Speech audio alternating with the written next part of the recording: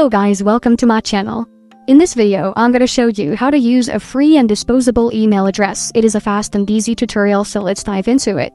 There are many reputable websites offering free disposable email addresses. Here are some popular options.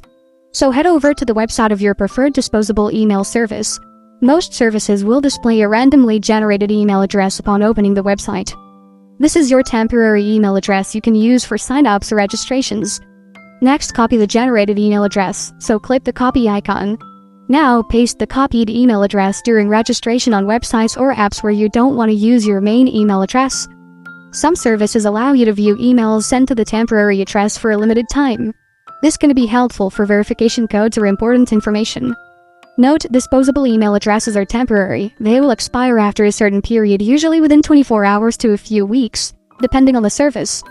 Any emails sent to the address after expiration will be lost.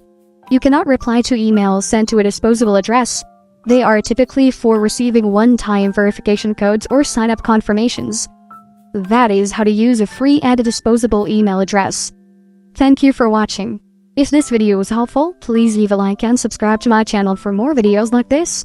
And click on that notification bell to never miss an update.